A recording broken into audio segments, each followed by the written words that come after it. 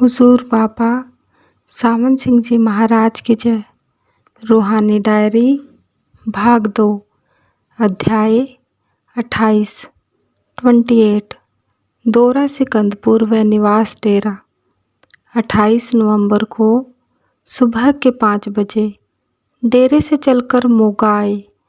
वहाँ डेरे का ट्रक शामियाने लेकर थेहड़ी रसूलपुर शादी के लिए जा रहा था। ट्रक के साथ साथ आए और कोटकपुरा में फिर आगे निकल गए। मुकत्सर से परे जाकर नहर पर खाना खाया और ट्रक की प्रतीक्षा की। फिर वहाँ से उसको साथ साथ लेकर मलोट आए। मलोट में पेट्रोल भरा। फिर वहाँ की संगत को मिलकर सिरसा आ गए। सिरसा से सिकंदपुर मिल में ट्रक का कुछ सामान उतरवा दिया। दूसरे दिन थेहड़ी रसूलपुर शादी का इंतजाम करने के लिए चले गए और 2 खैमे व 10-12 झोलदारियाँ बारात के ठहरने के लिए लगा दी गई। दूसरे दिन सिकंदपुर आ गए। फिर सिकंदपुर में आने वाली बारात के लिए शाम की चाय का इंतजाम किया गया। बारात 6 बजे शाम के करीब जालंधर शहर से 2 लारियों और 4 कारों पर आई। चाय में कई मिठाइयाँ, नमकीन और पकोड़े व फल दिए गए। चाय के बाद हुजूर अपनी कार में सवार होकर रास्ता दिखाते हुए बारात को थेहड़ी ले गए। रात के 8 बज चुके थे। वहाँ बाजे से बारात का स्वागत किया गया। इसके बाद रात के 10 बजे खाना दिया गया। दूसरे दिन सुबह के 7 बजे 3 रागियों ने आसा दीवार पड़ी और 8 बजे आनंद कारज की कार्रवाई शुरू हुई। दूल्हा दुल्हन को श्री गुरु ग्रंथ साहिब के सामने बिठाया गया। फिर 4 लावां श्री गुरु ग्रंथ साहिब में से पढ़ी गई। फिर आनंदू गुरु अमरदास जी का पढ़ा गया। फिर रागियों ने आनंद सुनो वड भागी हो सगल मनोरथ पूरे पढ़ा। फिर ब्याह हुआ। मेरे बाबला गाया। इसके बाद सरदार कृपाल सिंह ने भाषण दिया। फिर दरबारी दास, सरदार दर्शन सिंह व मिस्टर रणधीर ने कविता पढ़ी। उसके बाद अरदासा सोधा गया। लड़के लड़की के गले में हुजूर ने हार पहनाए। बस आनंद की रस्म समाप्त हुई। कई स्थानों पर श्री गुरु ग्रंथ साहिब के चारों ओर फेरे दिए जाते हैं, मगर हुजूर ऐसा नहीं करने देते। वास्तव में हिंदुओं में पुराने ज़माने में दूल्हा दुल्हन ऋषि मुनियों के पास हाजिर होते और ऋषि मुनि फिर लड़की का हाथ लड़के के हाथ में दे देते, या कुल गुरु ऐसा करते, या बाप लड़की का हाथ लड़के के हाथ में दे देता। बस यही ब्याह था। अब बजाय ऋषि मुनियों के या गुरु के अग्नि देवता को साक्षी रख लिया जाता है। ब्याह का जरूरी हिस्सा तो पाणी ग्रहण है, यानी लड़की का हाथ लड़के को पकड़ा देना, या कोई ऋषि लड़के लड़की को बुलाकर कहे कि जाओ अब तुम पति पत्नी होकर रहो। बड़े भाई साहिब के यहाँ बहुत से रिश्तेदार, दोस्त, सत्संगी इस अवसर पर एकत्रित थे, जिनकी गिनती बारात से कई गुना थी। मगर भाई साहब ने जैसा सम्मान व खाना व चाय आदि बारात वालों को दिया, वैसा ही अपने निजी मेहमानों को दिया। किसी चीज़ की कमी न रखी। मिठाई, फल, दूध, दही, चाय जब भी किसी ने मांगी दी गई। 4 दिसंबर को आनंद कारज हुआ। 5 दिसंबर को सुबह के 10 बजे चाय पिलाकर विदा किया गया और खाना साथ बांध दिया। हुजूर उस दिन सिकंदपुर तशरीफ़ ले गए, मगर पता चला कि हुजूर को सख्त तकलीफ़ है, यानी पेशाब में खून, पस, एल्ब्यूमिन आ रहा है। हम सब बहुत घबरा गए। डॉक्टर साहिब सिरसा को पेशाब निरीक्षण के लिए भेजा गया। हुजूर को डॉक्टर साहिब ने ताकीद की कि बिल्कुल हिले जुले नहीं, आराम करे। जब 5 दिसंबर की शाम को सिरसा पेशाब देखा तो ऐसा मालूम होता था कि बिल्कुल खून ही है, खून ही खून होगा। मगर आज आराम करने के लिए फलस्वरूप 7 दिसंबर की सुबह को पेशाब में थोड़ी सी सुर्खी रह गई है, जिससे हम सब लोग बहुत खुश हैं। 7 दिसंबर की दोपहर को हुजूर कोठे की छत पर विराजमान थे। हम 2-3 आदमी दरी पर उनके पास बैठे थे तो हुजूर ने फरमाया कि कई सत्संगी जो चोला छोड़ गए हैं अभी तक अंधेरे में ही बैठे हैं। मांस, शराब, अंडों से परहेज अवश्य करना चाहिए, वरना फिर जन्म लेना पड़ेगा। सरदार साहिब भगत सिंह जी अब बहुत अच्छी जगह हैं, अब वे वापस नहीं आना चाहते।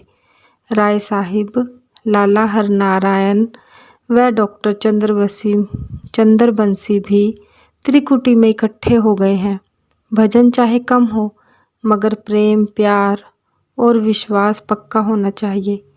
एक दिन रात को बारात के आने से पूर्व बड़े भाई साहिब ने प्रार्थना की कि हुजूर, सब जगह बारिश हो गई है और बारिश से फसलों का बड़ा लाभ पहुंचेगा। मगर मैंने शादी के कारण यह प्रार्थना की थी कि मेरे यहाँ इस शादी के दिनों में बारिश ना पड़े। फिर भी इस मौसम में बारिश की बड़ी सख्त ज़रूरत है। हुजूर ने फरमाया, ब्याह के बाद फिर मांग लेना। 9 दिसंबर हुजूर को आराम रहा। सुबह पेशाब बिल्कुल साफ था, मगर शाम को बदहज़मी के कारण थोड़ा सा गंदला मालूम हुआ। आज शाम को भाई शादी ने बताया कि अभ्यासी को पराया खाना या कपड़ा जहाँ तक हो सके पहनना ना चाहिए।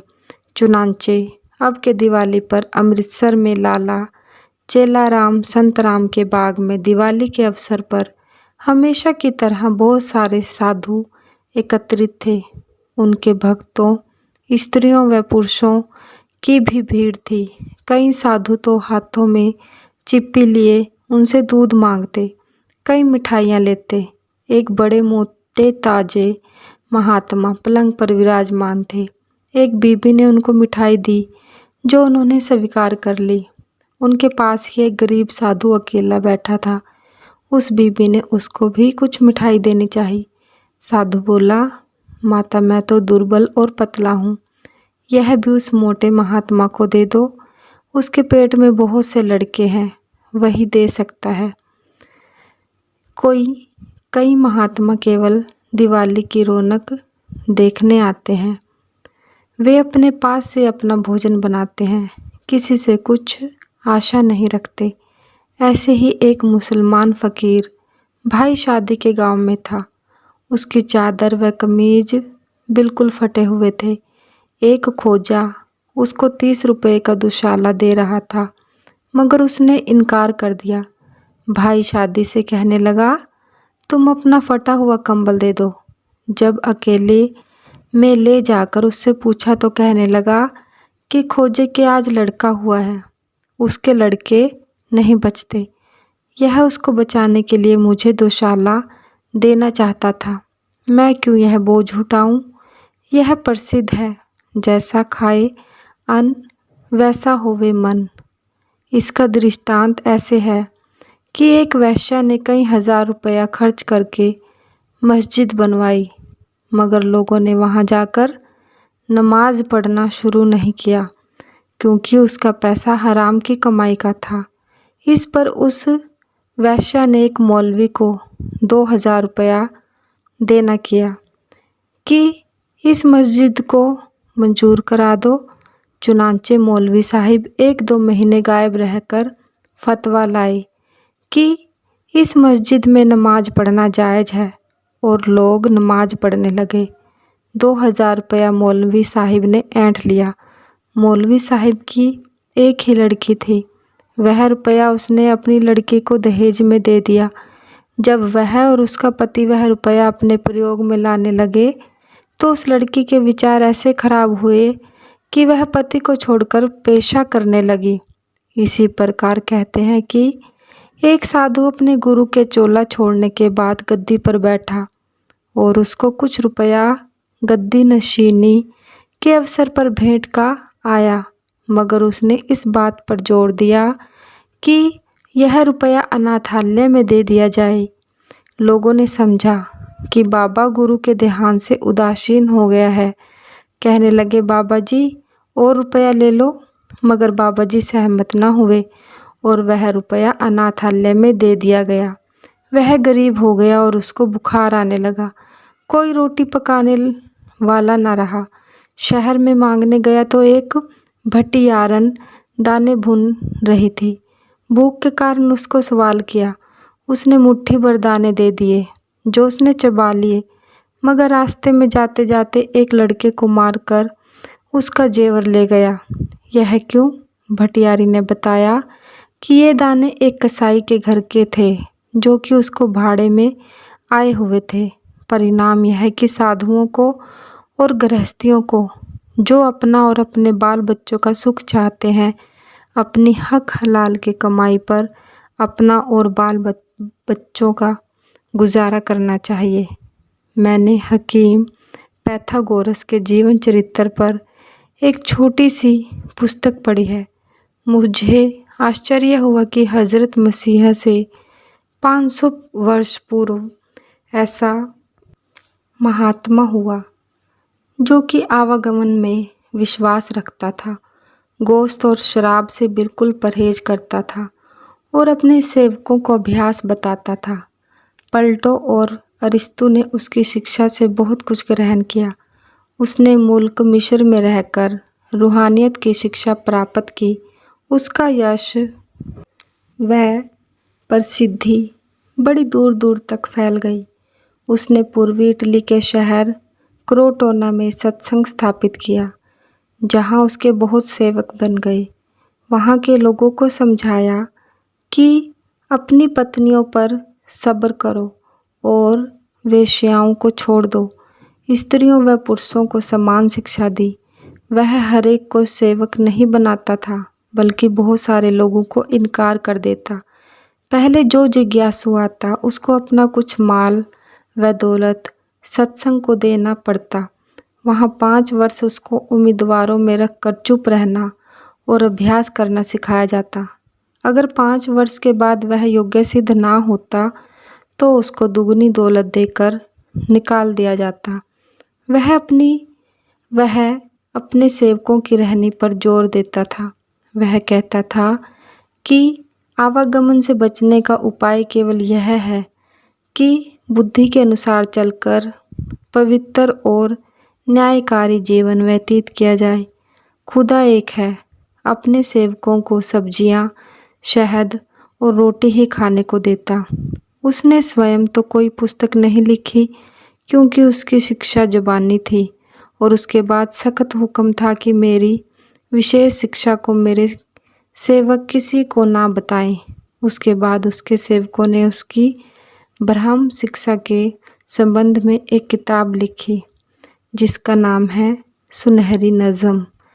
उसकी बाहरी शिक्षा यह है कि परमात्मा को पूजो और महात्माओं को पूजो।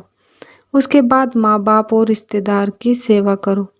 नेक व्यक्तियों को मित्र बनाओ और अगर मित्र गलती भी कर जावे तो भी ध्यान ना दो। अधिक खाना, निंदा और काम क्रोध को वश में करो।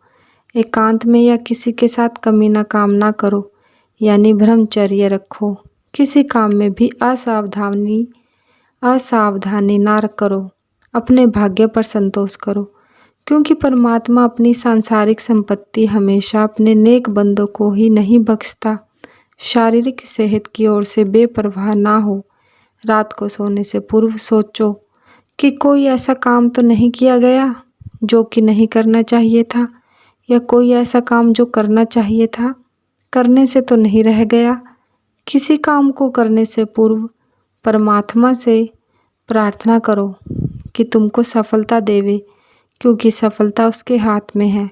फिर जब तुम अपने शरीर को छोड़कर आकाश में जाओगे तो अमर बन जाओगे।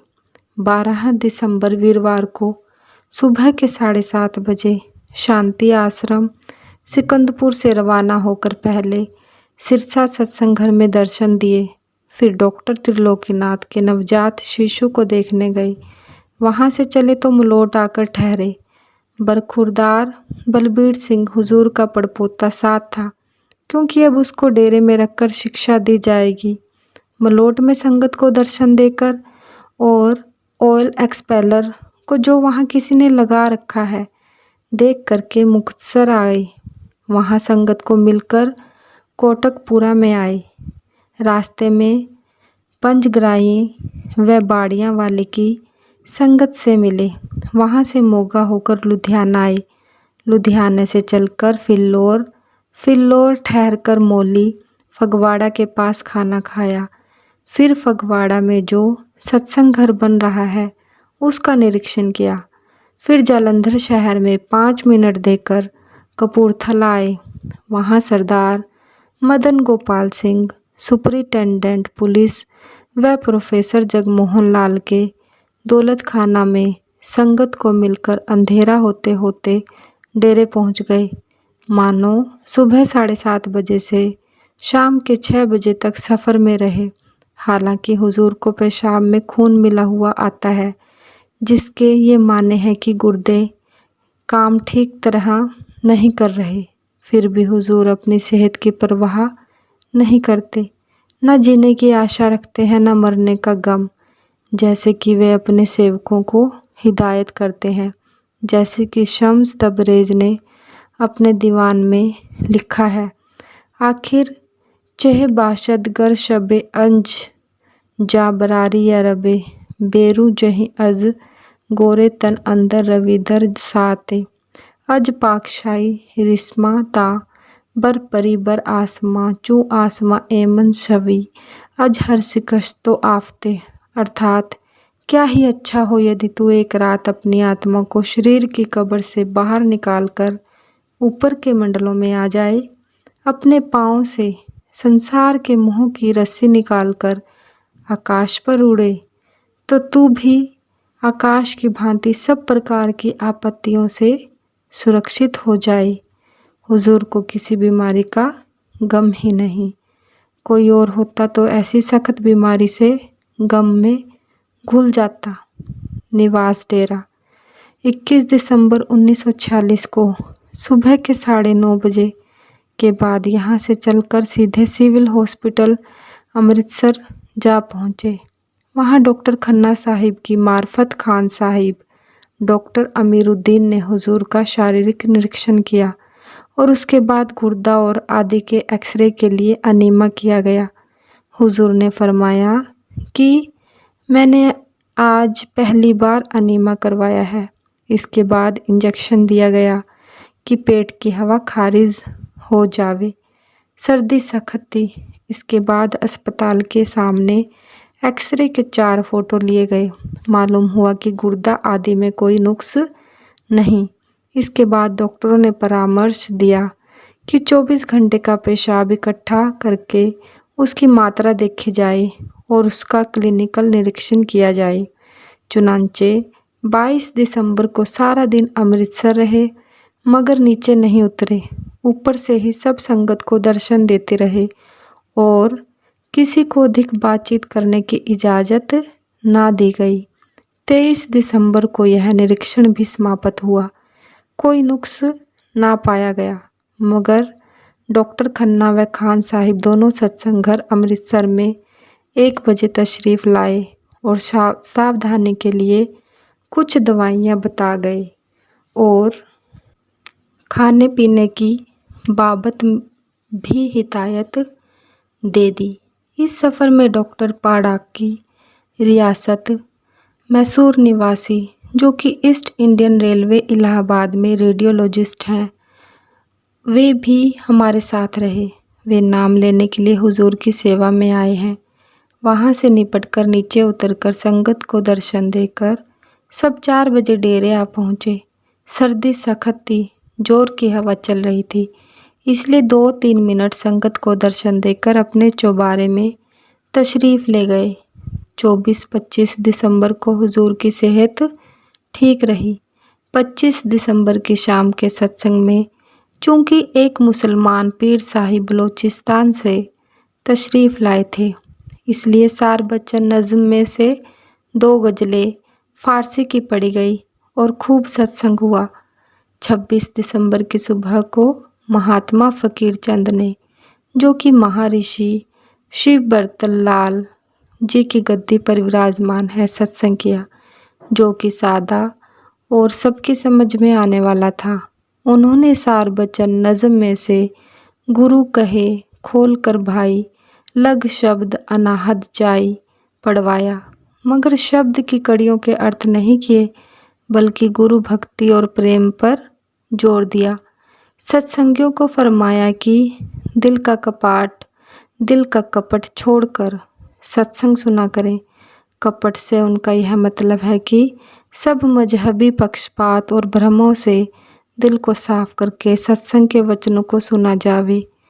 सुन सुन कर फिर मन में गुने गुण गुण काढ़ लिए उन सारा। अगर ऐसा नहीं करेगा तो धोती झाड़ कर चले जाने वाली बात होगी। दोपहर को पता चला कि हुजूर को पेशाब में फिर कुछ कसर हो गई, इसलिए सब संगत ने विनती की कि हुजूर 26 दिसंबर की शाम के सत्संग पर तशरीफ़ ना ले जावें। इसलिए यह सत्संग सरदार गुरबख्श सिंह दिल्ली वाले ने किया और खूब किया। सार बच्चन नज़्म में से यह तन दुर्लभ तुमने पाया लिया गया। हुजूर पहले तो सत्संग में जाने को जिद करते थे कि लोग दूर दूर से आए हैं, मैं अवश्य जाऊंगा, मगर आखिरकार मान गए। डॉक्टरों ने उनके पास लोगों का आना जाना बंद कर दिया। आज 27 दिसंबर के ट्रिब्यून लाहौर में महात्मा गांधी का दैनिक कार्यक्रम देखा। उनकी आयु 77 वर्ष बताई जाती है। वे सुबह 4 बजे तड़के उठकर छोटी सी प्रार्थना के बाद पाव भर गर्म पानी में आधा छटाक शहद मिलाकर पीते हैं और काम शुरू कर देते हैं। 6 बजे सुबह के वे पाव भर रस संतरे का या मौसमी का पीते हैं। फिर 7:30 बजे बाहर सैर को जाते हैं। 9 बजे वापस आकर 2 घंटे मालिश करवाते हैं। मालिश के बाद गर्म पानी से स्नान करते हैं। 11 बजे खाना खाते हैं, जिसमें पाव भर दूध, बकरी का, उबली हुई सब्जियां और 3 तोले कागज जैसी पतली चपातियां होती हैं और कुछ टुकड़े मूली व फल के होते हैं। कई बार चपातियों की जगह चावल व सब्जियां उबाल कर मिलाकर खाते हैं। इसके बाद आधा घंटा सो जाते हैं। शाम को 1.5 पाव के करीब नारियल का पानी और नरम नरम गुद्दा नारियल का खाते हैं। इसके बाद पेट पर आधे घंटे तक कुदरती इलाज के लिए मड पैक बांधते हैं। फिर चरखा काटते हैं। शाम के 5 बजे थोड़ी सी प्रार्थना करके बाहर घूमने चले जाते हैं। फिर आकर काम करते हैं। इसके बाद उनका दूसरा खाना शाम का दोपहर के खाने की तरह होता है, मगर यह मालूम नहीं कि सोते कब हैं। 28-29 दिसंबर को सत्संग हुजूर ने अपने मुख अरविंद से किए। 28 की सुबह को सत्संग पाठ पढ़ियो अरु वेद विचारियो निवल भुअंगम साधे श्री गुरु ग्रंथ साहिब में से और फारसी की किताब में से खुद गज़ल शम्स तबरेज की पढ़कर सुनाई। आमद नदाई बेंचू न अज दरू न बेरू न अज चप व न अज रासत न अज बराबर आमद, अर्थात मुझे एक निराला शब्द सुनाई दे रहा है जो न अंदर से आ रहा है न बाहर से, न बाईं ओर से न दाईं ओर से, और ना ही बराबर से आ रहा है। और व्याख्यान किया। 28 की दोपहर को खूब बारिश के कारण सर्दी जोरों पर है। 5 बजे के करीब बारिश थमी तो लोगों ने इकट्ठे होकर हुजूर के दर्शन खिड़की में से किए। 29 दिसंबर की सुबह को सेवा ली गई। उसके बाद 1 बजे सत्संग शुरू हुआ। संगत बहुत अधिक थी। 30 दिसंबर को 12 बजे बाहर के सत्संग हाल में नाम देना शुरू किया। इसके बाद सेवा में बैठे। अंधेरा हो गया। सारा दिन नाम देने में लगे रहे। बलोचिस्तान से एक मुसलमान पीर साहिब ने 29 दिसंबर के भंडारे के सत्संग की समाप्ति पर बड़ा लंबा भाषण दिया, जिसमें हुजूर महाराज जी की बड़ी महिमा की। सत्संग शुरू होने से पहले मिस्टर भूचाल ने नज़म पढ़ी। हुजूर ने उसके जवाब में फरमाया कि मैं तो गुनहगार बंदा हूँ, अभी सिख भी नहीं बना और संगत की जूतियाँ झाड़ने में गर्व अनुभव करता हूँ। सेवा में एक व्यक्ति ने शिकायत की कि उसकी बीवी उसकी माँ से लड़कर कुएं में गिर पड़ी और मर गई, यद्यपि उसको नाम मिला हुआ था। हुजूर ने फरमाया कि आत्मघाती को मरने के बाद बहुत कष्ट भोगना पड़ता है। जब हुजूर सेवा समिति में प्रसाद बांटने के लिए उनके नए तैयार हुए आंगन में तशरीफ़ ले गए तो वहाँ सरदार जगत सिंह नंबरदार ने विनती की कि हुजूर ऐसी मौज फरमावें कि बीमारी हुजूर के शरीर को ग्रस्त ना करे। हुजूर ने जवाब दिया, और बड़ा सुंदर जवाब दिया, कि देखो, जब तुम्हारे पास कोई आदमी अपनी बीमारी या दुख अथवा गरीबी की कहानी सुनाए तो तुमको रहम ना आएगा और तुम नहीं चाहोगे कि उसकी तकलीफ़ दूर हो जावे। यह जवाब रहस्यपूर्ण है।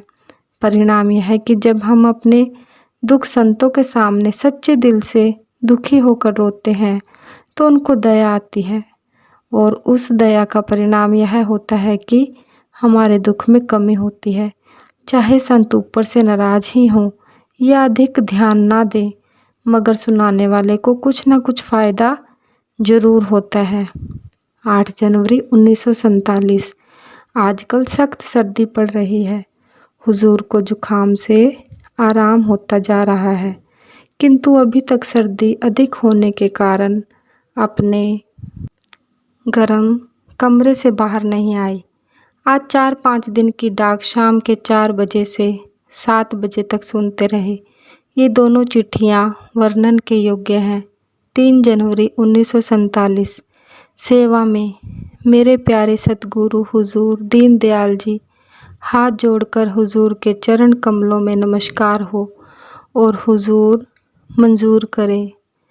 सच्चे पातशाह जी, मैं सत्संग वाले दिन हुजूर के द्वारे पहुंच गया था। दास ने एक प्रार्थना करनी थी, मगर मुझे समय न मिला और सच्चे पातशाह जी, मैं एक दिन वहां से लेट होकर अपनी नौकरी पर हाजिर हुआ।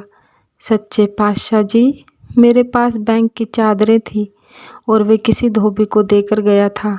सच्चे पातशाह जी, मुझे बहुत डर था कि मुझे जुर्माना या डिसमिस ना कर दें, क्योंकि बैंक की चाबियां भी मेरे पास थी। सतगुरु जी, जब मैं यहाँ पहुँचा तो धोबी के घर गया और उससे चादरें मांगी। वह कहने लगा कि कल तो आप ले गए हो। हुजूर सच्चे पातशाह जी, जब मैं बैंक पहुँचा तो किसी ने कुछ नहीं कहा और मैनेजर साहब कहने लगे कि जो आपको कल वाउचर दिए थे वे लाओ। सतगुरु जी, मैं हैरान हो गया कि मैं तो कल अनुपस्थित था। तो मैनेजर साहब कहते हैं, कल वाले वाउचर लाओ। सतगुरु जी, मैं सब कुछ समझ गया कि हुजूर की मौज है। मेरे दिल को ठोकर लगी तो मैं रोने लगा। जब मैंने आँख खोली तो सामने खिड़की में वाउचर पड़े थे। मैंने वाउचर उठाकर मैनेजर साहब को दिए तो मैनेजर साहब ने मेरे चेहरे की ओर देखा तो मेरा मुंह हैरान देखकर पूछने लगा कि क्या बात है। मैं उसको क्या बताऊं। सतगुरु जी, बस देख लिया। आप धन्य हैं, आपकी संगत भी धन्य है। 9 नवंबर 1946। एक अन्य पत्र। सेवा में परम प्यारे सतगुरु जी, बुधवार 7 नवंबर 1946 को बीबी देवी बीमार थी। इस हालत में उसने जो हुजूर के बारे में शब्द कहे हैं वे नीचे लिखे जाते हैं। नंबर 1। पहले 5 बजे के करीब बीबी ने हंसना शुरू किया। जो कोई कहता था कि आप इतना क्यों हंसती हो तो वह कहती थी, तुम भी हंसो, खूब हंसो, महाराज जी आ गए हैं। नंबर 2। लगभग 5:30 बजे बीबी ने कहा, महाराज जी काला कोट सफ़ेद दस्तार पहने हुए हैं। नंबर 3। लगभग 6 बजे बीबी ने कहा कि महाराज जी 3 घंटे से मेरे पास बैठे हैं, उनके वास्ते दूध दो। जब दूध दिया गया तो उसने हुजूर के आगे विनती की कि हुजूर थोड़ा सा दूध पी लो। तो महाराज जी ने फरमाया कि आज तक तो हमने किसी के यहाँ दूध नहीं पिया, लेकिन बीबी ने फिर प्रार्थना की कि हुजूर थोड़ा सा दूध पी लो, हम आपसे पैसे ले लेंगे। बार बार प्रार्थना करने पर हुजूर ने 2 घूंट दूध पी लिया। नंबर 4, फिर बीबी ने कहा कि मेरा दिल यहाँ से बेजार है, मुझे यहाँ से ले चलो और मेरी आयु कम कर दो। तो हुजूर ने कहा कि काफ़ी काकी, अभी तेरा खाने पीने का समय है। बीबी ने कहा कि मेरी आयु और किसी को दे दो। नंबर 5, एक सत्संगी ने कहा लैंप जलाओ। तो बीबी ने कहा कि हुजूर की दाढ़ी का प्रकाश है और गैस जल रहे हैं, लैंप की कोई ज़रूरत नहीं। नंबर 6 और 7, हुजूर ने फरमाया कि जो कुछ कहना है अब कह लो। नंबर 8, इसके बाद भाई ने कहा कि फ़ोटो सामने रख दें। तो बीबी ने कहा कि फ़ोटो कोई बातें करता है, जब महाराज जी स्वयं मेरे पास बैठे हैं तो फ़ोटो की क्या ज़रूरत है। 11 जनवरी को सुबह 10 बजे के बाद रवाना होकर 12 बजे के बाद अमृतसर पहुँचे। शाम को सरदार चरण सिंह कोयटा वाले ने सत्संग किया और हुजूर मौजूद रहे। फिर एक शब्द श्री गुरु ग्रंथ साहिब का लेकर अर्थ स्वयं कर दिया। हुजूर की सेहत अच्छी नहीं रहती। रात को जब मैं हुजूर के दर्शन के लिए गया तो और भी 3-4 सत्संगी उपस्थित थे। फरमाया कि डॉक्टर चंद्रबंशी बड़ी अच्छी जगह गया और सरदार जोत सिंह की भी बड़ी अच्छी गति हुई। फिर फरमाया कि सबसे आवश्यक बात यह है कि सतगुरु पर कोई अभाव ना आ जावे। मैंने प्रार्थना की कि हुजूर, हम लोग तो हुजूर के करीब रहते हैं, सबसे ज़्यादा डर इस बारे में है कि हम लोगों को है। दूसरे दिन कई पुराने डॉक्टर आ गए, उनसे खारिश के लिए इंजेक्शन लगवाए। शाम को 2 बजे सत्संग हुआ, मगर हुजूर बैठे रहे। तीसरे दिन 13 जनवरी की दोपहर को फिर डॉक्टरों ने जांच की और बहुत सी दवाइयां देकर यह हिदायत कर गए कि जितना आराम करें उतना अच्छा है। आराम करना तो हुजूर की आदत में दाखिल नहीं है। आज 9 बजे से 11 बजे तक सत्संग किया। फिर दोपहर को 12 बजे के बाद चलकर 3 बजे के बाद डेरे आए। फिर शाम के करीब सत्संग में तशरीफ़ ले गए। सत्संग बाबू गुलाब सिंह जी ने किया, मगर हुजूर बड़े जोर से बीच बीच में वचन करते रहे। आज लोहड़ी थी। लोहड़ी का सत्संग डेरे में शाम के 5 बजे के करीब हुआ और सत्संग के बाद फुलियों के लड्डू, चने के लड्डू और मक्की के भुने हुए दाने सबको बांटे गए। 14 जनवरी 1947 को माघ की संक्रांति पर सुबह के 9 बजे 12 महागुरु अर्जन देव जी का श्री गुरु ग्रंथ साहिब में से पढ़ा गया। बाबू गुलाब सिंह ने अर्थ किए, क्योंकि हुजूर की तबीयत ठीक नहीं है। बाद में हुजूर ने लोगों के हट पर माघ और फागुन के महीने खुद पढ़वा कर व्याख्यान किया। शाम की डाक में नथियाँ गली के सत्संगियों का पत्तर बड़ा लंबा चौड़ा आया कि किस प्रकार उनको आसपास के कई हजार दंगाइयों ने घेर लिया है और उन्होंने पहले से मोर्चा बना लिया था। मोर्चे पर डटे रहे और उन्होंने देखा कि हुजूर ने सब सत्संगियों पर हाथ रखा हुआ था। गोया एक के अनेक रूप मालूम होते थे। किसी की जान की हानि नहीं हुई।